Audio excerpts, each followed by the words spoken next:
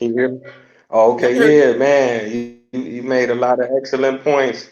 I just wanted to touch on one thing you said. I think that it's important is like cooperative economics. So, for example, in 2016, I co-founded a food co-op. So, for the viewers who may not know, a food co-op is like a grocery store, but it's community owned. So, if I'm a black man, I can open up my own grocery store privately, but I could potentially do the same thing that Asians, Arabs, and other groups of people do in our community. I can take the money, move to the suburbs, and I'm not really empowering my people around me. But if we practice cooperative economics, that can be an effective method of buying black. We could do a land co-op, we could do a food co-op, we could do a farm co-op, we could do a worker co-op, we could do a housing co-op, we could do financial co-ops. So each and every person, we got a community, say Glenville, that's a neighborhood in Cleveland. It's 20,000 people in that neighborhood. You got Huff, that's 10,000 people.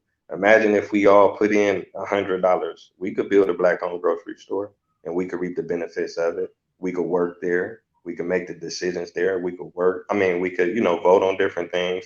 And like with the food cooperative that I founded, it's a lot of educational components. Because if I privately open a black-owned store, you just gonna buy your groceries and go home. But if it's a food co-op, we having classes on diabetes. We having classes on sickle cell and lupus and meditation and yoga and mental health, and different things like that. So I think that that would be very effective in helping our people, empowering each other as well.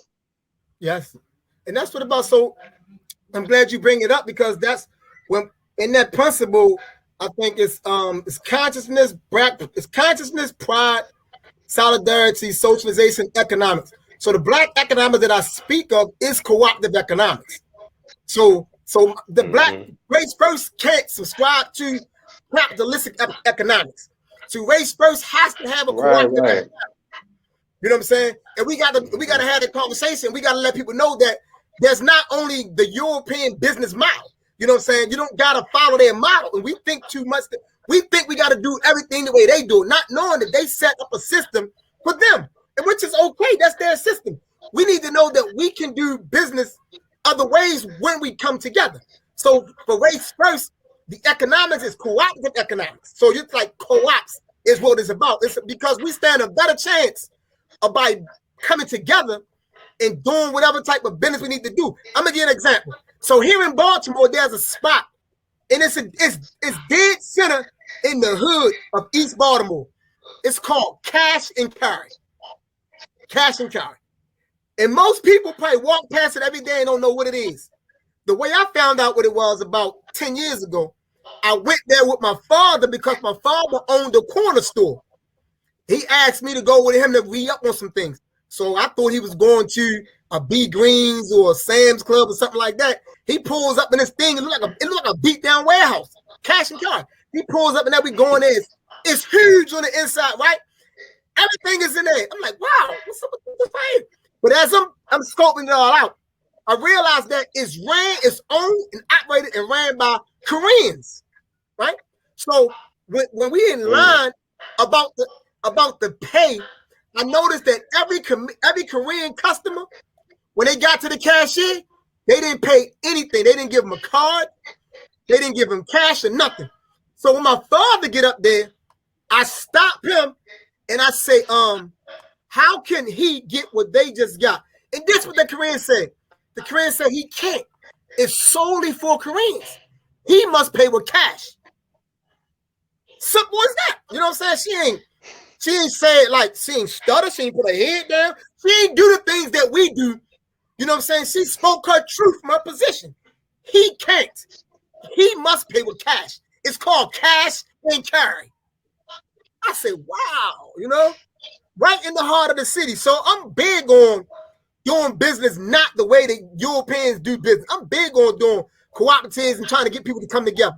You know what I'm saying? So I applaud you on doing that.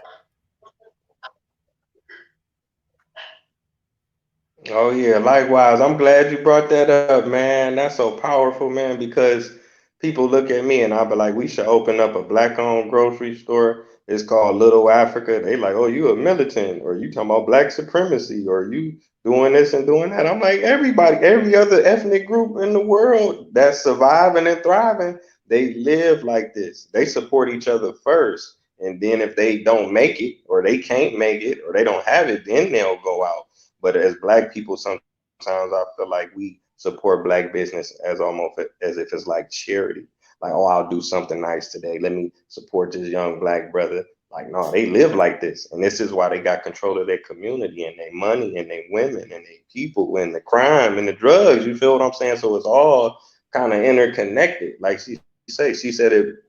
She didn't stutter. She didn't shy away from what she was saying. She's like, you're not Korean, so you got to do it another way. And that's how we should be. You know what I'm saying? That's right. Yeah, yeah, man. Look, we 30 minutes in. I don't want to hold you up because I'll be on here talking all night. But I truly appreciate you coming into the show. It's been an honor. You know, I feel more inspired today because of my conversation with you. I truly appreciate you. But please let the people know how they can contact you, where they can find you, how they can follow you, and everything. Yes. You can most definitely find me on Instagram. Imhotep52, and that's IMHOTEP FATIU, Instagram. On Facebook, Baba Imhotep. Those are the best two places to get me, to contact me.